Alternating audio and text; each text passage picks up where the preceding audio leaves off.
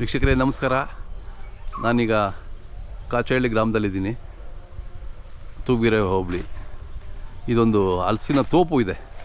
ನೋಡಿದ್ದು ಹಲಸಿನ ಮರದಾಗ ತೋಪು. ಇಂಗ್ಲೀಷ್ ಏನು ಹೇಳ್ತೀವಿ, ಜಾಕ್ ಫ್ರೂಟ್ ಆರ್ಚರ್ಡ್ ಅಂತ ಏನು ಹೇಳ್ತಿರಲ್ಲ ಆ ಥರ ತೋಪು ಬೆಳೆಸಿದ್ದಾರೆ. ಇಲ್ಲಿ ಒಳ್ಳೆ ಒಳ್ಳೆ ಮರಗಳಿದ್ದಾವೆ, ಒಳ್ಳೆ ಹಣ್ಣು ಬಿಟ್ಟಿದೆ, ಒಳ್ಳೆ ಸೀಸನ್ ಇದು. ರೈತರನ್ನ ಮಾತಾಡ್ಸೋಣ ಅಂತ ನಿಮಗೋಸ್ಕರ, ನಿಮಗೆ ಅವ್ರ ಪರಿಚಯ ಮಾಡಿಸೋಣ ಅಂತ ಬಂದಿದ್ದೀನಿ. ನಮ್ಮ ಅಂಬರೀಷ್ ಅಣ್ಣವ್ರು ಕರ್ಕೊಬಂದ್ರು ಇಲ್ಲಿಗೆ. ನೋಡಿ ಎಲ್ಲವೂ ಒಂದಕ್ಕಿಂತ ಒಂದು ಮರ, ಹಳೆ ಮರಗಳು ಎಷ್ಟು ಚೆನ್ನಾಗಿದೆ.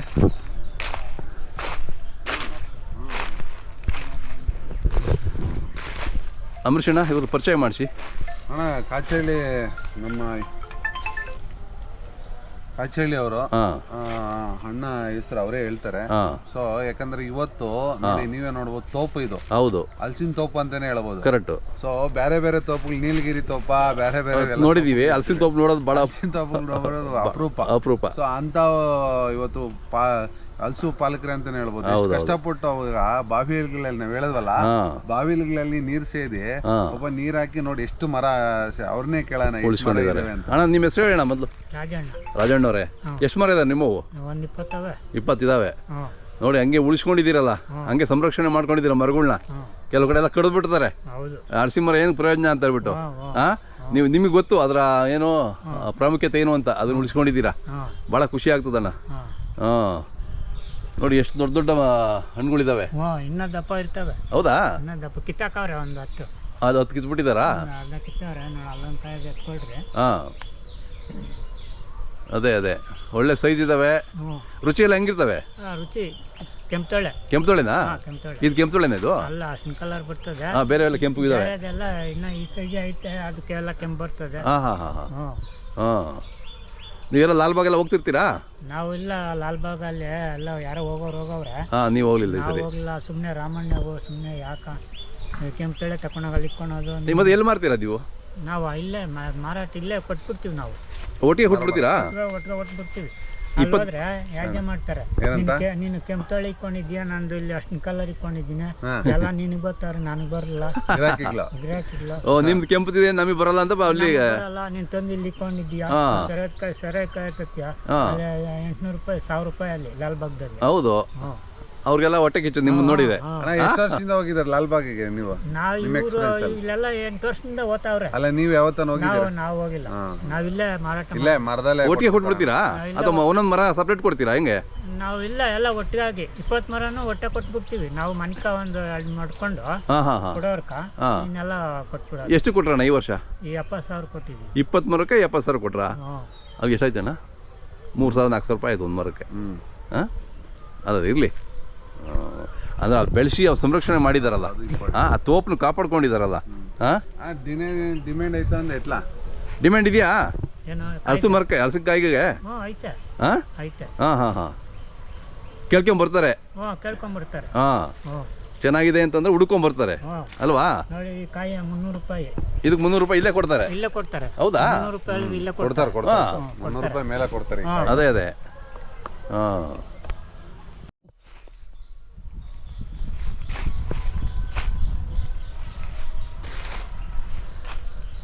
ನಿಮ್ಮೂರಲ್ಲಿ ಇಷ್ಟು ಚೆನ್ನಾಗಿ ಬರ್ತದೆ ಅಮ್ಮ? ಏನು ಕಾರಣ? ಹಲಸದಣ್ಣು ನಿಮ್ಮ ಹಣ್ಣಿಗೆ ಭಾಳ ಚೆನ್ನಾಗಿ ಬರ್ತದಲ್ವಾ? ಚೆನ್ನಾಗಿ ಬರ್ತದೆ, ಎಲ್ಲಾರು ಉಣ್ಕೊಂಡಿದ್ದಾರೆ. ಕೆಂಪುತೊಳೆ ಬರ್ತವೆ, ಅಷ್ಟು ಕಲರ್ ಕಮ್ಮಿ ಇರೋ ಕಲರ್ ಇವೆ. ಅದರಿಂದ ಈ ಕಾಚಹಳ್ಳಿ ಹತ್ರ ತೂಬ್ಗೆರೆ ಹತ್ರ ಕಾಚಹಳ್ಳಿ ಅಂತ ಇದೆಲ್ಲ ಫೇಮಸ್ ಬಂದಿದೆ. ಅಲ್ಲಿ ರೋಡ್ನಾಗ ಒಂದು ಮರ ಐತೆ ನಮ್ದೆ. ಈಗ ಇದೆಯಾ ಅದು? ಹಣ್ಣು ಸಿಗ್ತದ ಕುಯ್ಯಕ್ಕೆ ಹಣ್ಣು ಸಿಕ್ಕಲ್ಲ, ಕಾಯಿಲಿರೋದು. ಅದು ಕೊಟ್ಬಿಟ್ಟಿದ್ದೀವಿ. ಅದೇ ಫೇಮಸ್ ಸರ್. ಅದೇ ಬಿತ್ತನೆ ಇದೆಲ್ಲಾನು. ಹೌದಾ? ಎಲ್ಲ ಮಾಡ್ಕೊಂಡವ್ರೆ. ಈಗ ಕೆಂಪು ತೊಳೆದು ಬೀಜ ಹಾಕಿದ್ರೆ ಕೆಂಪೆ ಬರ್ತದ, ಬೇರೆ ಬರ್ತದ? ಅದೆಲ್ಲ ಭೂಮಿ ಜೀವಳ, ಹೇಳಕ್ಕಾಗಲ್ಲ. ಕೆಂಪೆ ಬರ್ತದೆ, ಹೇಳಕ್ಕಾಗಲ್ಲ. ಭೂಮಿ ಜೀವಳ. ಕೆಂಪು ಇರೋದೇ ಬರ್ತದೆ, ಅಂದ್ರೆ ಬಿಳೋದೇ ಬರ್ತದೆ. ಇಲ್ಲ, ಅರ್ಶಿನ ಬರ್ಬೋದು, ಅರ್ಶಿನ ಕಲರೇ ಬರ್ತದೆ. ಒಟ್ಟಿನಾಗೆ ಸಿಹಿ ಬರ್ತದೆ. ಅದೇ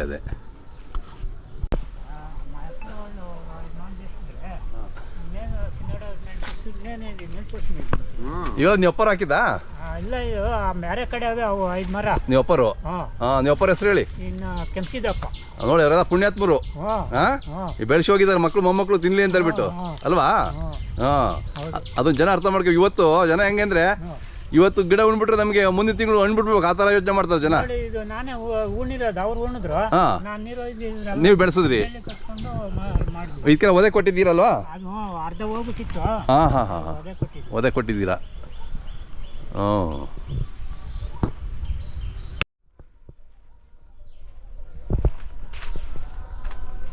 ಇದೇನು ಬುಡದಾಗೆಲ್ಲ ಬಿಡ್ತದೆ ಇದು? ನೋಡ್ಬಿಟ್ಟೈತೆ. ಅದೇ ನೋಡಿ, ಬುಡದಲ್ಲಿ ಎಷ್ಟೊಂದು ಕಾಯಿ ಬಿಟ್ಟಿದೆ. ಇದು ಯಾವ ಕಲರ್ ಅಣ್ಣ ಇದು? ಇದು ಕೆಂಪು ತಳೆ ಬರ್ತದೆ. ಕೆಂಪುದು ಬರ್ತದಾ? ಹಾಂ ಅದು ಕೆಂಪು ಬರ್ತದೆ. ನೋಡಿದೆ ಎಷ್ಟು ಚೆನ್ನಾಗಿದ್ದಾವೆ. ಆಗ ಆ ಕಡೆ ಇರೋದು ಕೆಂಪು ಬರ್ತದೆ. ಹೌದೇನು? 3 ಕೆಂಪಿದಾವೆ ಇಲ್ಲಿ, 3-4. ಅಲ್ಲೇ ಒಂದು 3 ಅವೆ. ಹಾಂ ಕೆಂಪು ತೊಳೆಗಳೇ ಜಾಸ್ತಿ ನಿಮ್ಮವು? ಒಂದು 10 ಇವೊಂದು 10. ಹೌದಾ? ಓಕೆ. ಎಲ್ಲ ಮಾರಾಟ ಮಾಡೋರೆಲ್ಲಾನು ಕಾಚಳ್ಳಿದು ಕೆಂಪು ತೊಳೆ ಇದನ್ನ ಎತ್ಕೊಂಬರ್ಲಿ, ಅಲ್ಲಿ ಮಾರಾಟ ಮಾಡ್ತಾರೆ. 400-500 ರೂಪಾಯಿಗಾದ್ರೂ ಕೊಡ್ತಾರೆ. ಹೌದು, ತಿನ್ನೋರು ನಾನು ಕೆಂಪು ತೊಳೆ ಬೇಕು ಅಂತಾರೆ. ಹೌದೌದು. ನಾನು 400 ರೂಪಾಯಿ ಕೊಟ್ಟೆ ಅಂತಾರೆ. ಹೌದೌದು. ಅಲ್ಲಿ 500 ರೂಪಾಯಿಗೆ ಮಾರ್ತಾರೆ. ಎಲ್ಲಾನ ಮಾರ್ಕೊಂಡು ಹೊಟ್ಟೆ ಪಾಡು. ಕರೆಕ್ಟು. ಇಲ್ಲಿ ನಿಂತ್ಕೊಳ್ಳಿದಿ.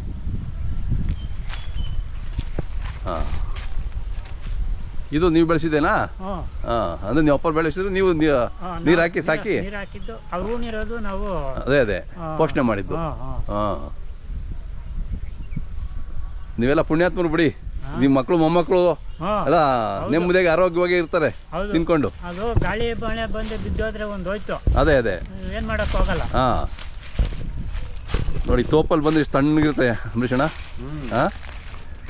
ತೋಪುಗಳು ನೋಡ್ಬೇಕಾದ್ರೆ ಒಂಥರ ಖುಷಿ ಆಗೋದು. ಹೌದೌದು. ಎಲ್ಲ ತೋಪುಗಳನ್ನೆಲ್ಲ ಕಡ್ದಾಕ್ಬಿಟ್ಟು ಬಿಲ್ಡಿಂಗ್ ಬರ್ಸಾವ್ರೆ. ಅದೇ ಸೊ ಅಂತ ಕಾಲದಲ್ಲಿ ಇದು ಹಲಸಿನ ತೋಪೇನೆ ಅಂತಾನೆ ಹೇಳ್ಬೋದು.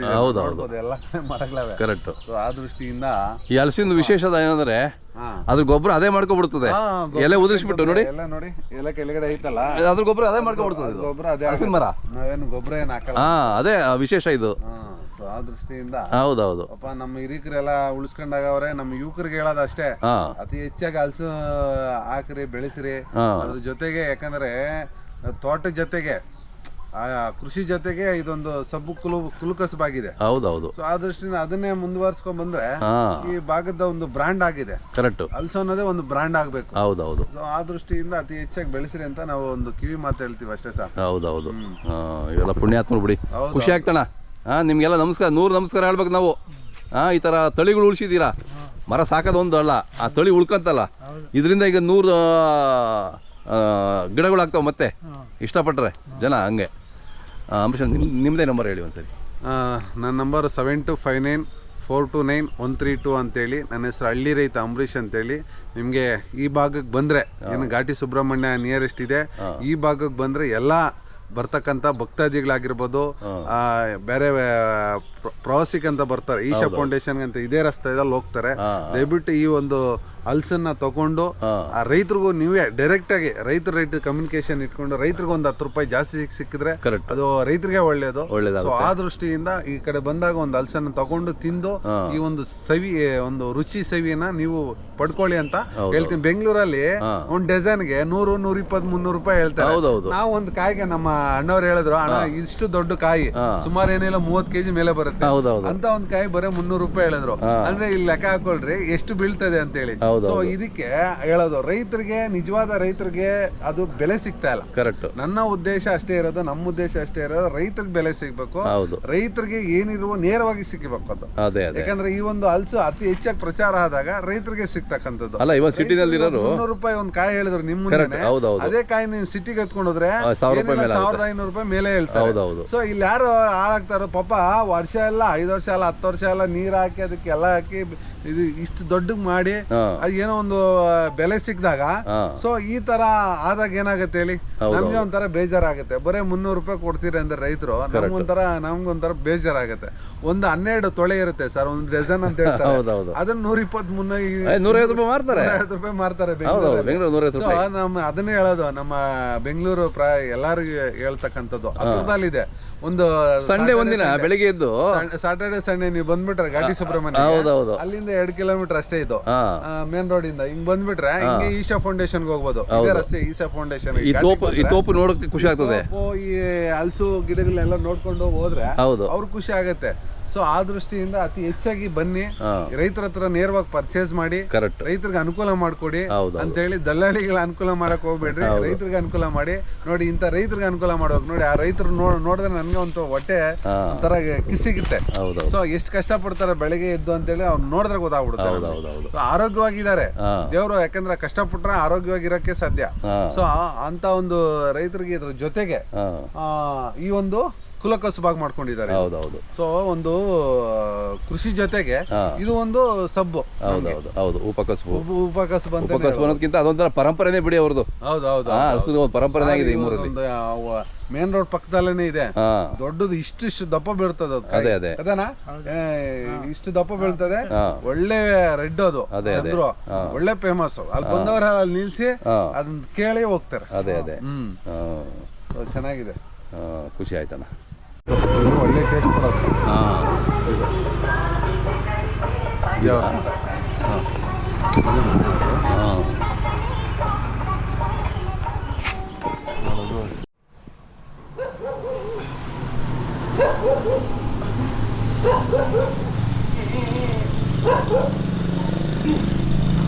ಇದು ಯಾವ ಕಲರ್ ಅಣ್ಣ ಇದು ಅಷ್ಟು ಕಲರು ನೋಡಿ ಮನೆ ಮುಂದೆನೇ ಬೆಳೆಸ್ಕೊಂಡಿದ್ದೀರಾ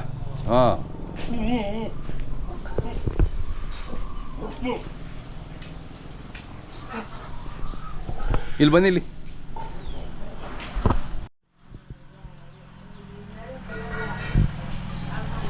ನೋಡಿ ಕಲ್ಪವೃಕ್ಷಗಳು ಮನೆ ಮುಂದೆನೇ ಇದಾವೆ ನಿಮಗೆ ಬೆಳಗ್ಗೆ ಎದ್ದ ತಕ್ಷಣ ನೀವು ಇದ್ರದ್ದು ಮುಖ ನೋಡಬೇಕು ಹಾಂ ಒಳ್ಳೇದದು ಇದಷ್ಟು ಕಲರ್ ಅಂದ್ರಲ್ವಾ ಅವು ಕೆಂಪು ತೊಳೆವಾ ಎಲ್ಲ ಒಟ್ಟಿಗೆ ಒಬ್ಬರಿಗೆ ಕೊಡ್ತಾರಾ ಅವ್ರು ಎಷ್ಟು ದಿನಕ್ಕೊಂದ್ಸರಿ ಬಂದು ಕಟ್ ಮಾಡ್ಕೊಂಡು ಹೋಗ್ತಾರೆ ಅವರು 4 ದಿನಕ್ಕೆ ಬರ್ತಾರೆ ಬಂದು ಎತ್ಕೊಂಡು ಹೋಗ್ತಾರೆ ಚೆನ್ನಾಗಿದೆ ನೋಡಿ ಮನೆ ಮುಂದೆನೆ ಹಳ್ಳಿಕಾರು ನಾಟಿ ದನಗಳು ಇದ್ದಾವೆ ಹಲಸಿನ ಮರಗಳು ಇದ್ದಾವೆ ಎಷ್ಟು ಚೆನ್ನಾಗಿದೆ ನಿಮ್ಮ ಜೀವನ